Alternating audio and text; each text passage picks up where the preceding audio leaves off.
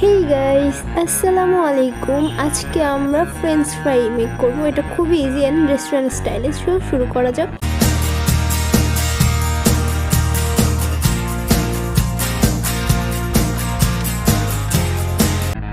তো এইখানে আমরা 6টা লম্বা লম্বা আলু নিয়ে নিয়েছি। আপনারা চেষ্টা করবেন বড় আলুগুলো নিতে। তো এগুলো সব আমরা কেটে নিয়েছি। দেখছেন কোন সাইজ অনুযায়ী কেটেছি। দেখেন আমি খুব ভালোভাবে দেখিয়ে দিয়েছি। এরকম করে আপনারা যে কয়টা বানাবেন সেই কয়টাই কেটে নেবেন। তো আমরা এখানে 6টা আলু কেটে নিয়েছি। তো এগুলো সব এখন আমরা ধুয়ে ভালো মতো 2 মিনিটের জন্য পানিতে রাখবো। তো এখন আমরা এটাকে খুব ভালোভাবে ধুয়ে নিচ্ছি। প্রায় 1 কি 2 বার ধুয়ে পানিটুকু ফালিয়ে দেন আমরা এটাকে পরিষ্কার করে নিব। তো এখানে আমি আলাদা করে পানিতে ভিজিয়ে রেখেছি। 1 মিনিট ভিজিয়ে রাখবেন এই আলুটাকে। তো অপর দিকে আমি আরেকটা পাতিলে পানি গরম দিচ্ছি। তো এটা এখন পানিটা গরম হলে দেন আমরা আসছি। তো পানিটা গরম হয়ে গেছে দেখছেনই। এখানে আমরা পরিমাণ মতো লবণ দিয়ে দিব পানিতে। অ্যান্ড যেটা করব সেটা হচ্ছে এখানে তেল দিয়ে দিব, পরিমাণ মতো সয়াবিন তেল। এখানে আপনারা যতটুকু আলু নেবেন ওই পরিমাণ মতো আপনারা নেবেন। তো এটা গরম হয়ে গেলে এখন আমরা যেটা করব, যেই ভিজিয়ে রাখা আলুগুলো ছিল কেটে রেখেছিলাম সেগুলো আমরা দিয়ে দিচ্ছি পানির ভিতরে। তো এখন আমরা এগুলো যা ছিল সবগুলো আমরা পানিতে দিয়ে দিচ্ছি। দেন আমরা এটাকে 2 মিনিট কি 3 মিনিটের মতো লাগবে সিদ্ধ হতে। আপনারা 2 মিনিট পর চেক করে নিতে পারেন যেটা সিদ্ধ হয়েছে কিনা। তো আমাদের একটা অলমোস্ট সিদ্ধ হয়ে গেছে। তাও আমরা একটা চেক করে দেখব যে এটা সিদ্ধ হয়েছে কিনা। আর এটা পুরোপুরি সিদ্ধ করা লাগবে না, 90% সিদ্ধ করলে হবে, কারণ এটাকে আমরা ডাবল ফ্রাই করব আজকে।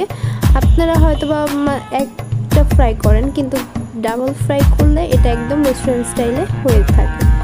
তো এখন আমরা এটা খুব ভালোভাবে নামিয়ে ধুয়ে নিচ্ছি। তো এখন ধুয়ে যেটা করব, একটা ট্রের সাহায্যে একটা টিস্যু দিয়ে আমরা এটাকে দিয়ে দিচ্ছি। এখানে ঢেলে দিয়েছি দেখছেন। তো এটাকে আমরা একদম পানিটা করে নেব, আলতো করে উঠিয়ে নেওয়ার চেষ্টা করব। তো এখানে আমরা একটা টিস্যুর মাধ্যমে আলতো করে চেপে নিয়েছি, কারণ আলুগুলো সিদ্ধ হয়েছে। বেশি জোরে চাপ দিলে আলুগুলো ভেঙে যেতে পারে। তো এখানে আমরা কড়াই নিয়ে নিয়েছি আর এটা ফুল আঁচেই রেখেছি আমরা। তো এখানে আমরা তেল দিয়ে দিচ্ছি। তেলটা এই ক্ষেত্রে একটু বেশি প্রয়োজন, কারণ ডুবো তেলে অবশ্যই ভাজা লাগে। আর আরেকটা সতর্ক হচ্ছে যে পানি ভালো মতো না শুকিয়ে নিলে কিন্তু অনেক তেল ছিটতে পারে পানি থাকলে। তো এখন আমরা এখানে দিয়ে দিচ্ছি তেলের ভিতরে আলুগুলো। তো দিয়ে আমরা বেশ কিছুক্ষণ নাড়ছি। অনবরত নাড়তে হবে, এক করে রেখে দিলে হবে না।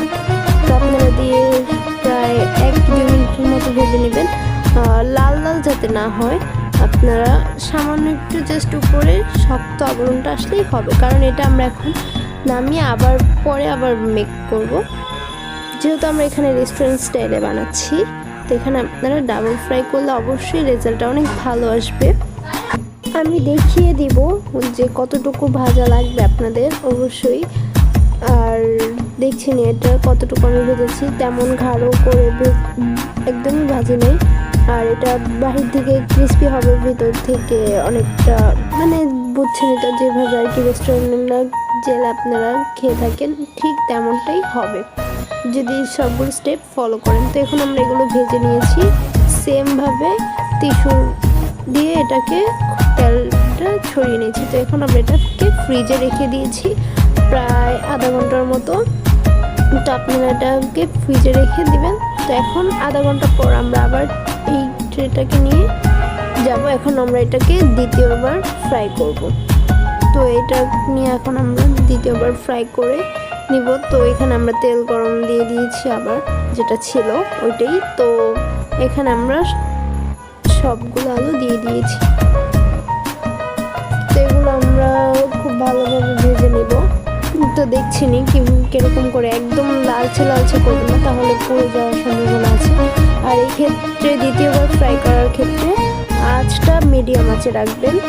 তো এখানে আমরা একটা এক্সট্রা টিপস দিচ্ছি, আপনারা বিট লবণ বানানোর জন্য সামান্য একটু লবণ নেবেন, দেন 1 চিমটি মরিচের ফাঁকি নেবেন, খুব সামান্য, লবণের তুলনায় মরিচের ফাঁকিটা একটু কম থাকবে। তো এরকম মিক্স করে নিলেই কিন্তু আমাদের এটা হয়ে গেল বিট লবণটা। তো এখানে আমরা ফ্রেঞ্চ ফ্রাইয়ের উপরে এই লবণটা আমরা দিয়ে দিব যাতে স্বাদটা খুবই মজাদার হয়। এখন আমরা এই লবণটাকে মিশিয়ে নিচ্ছি।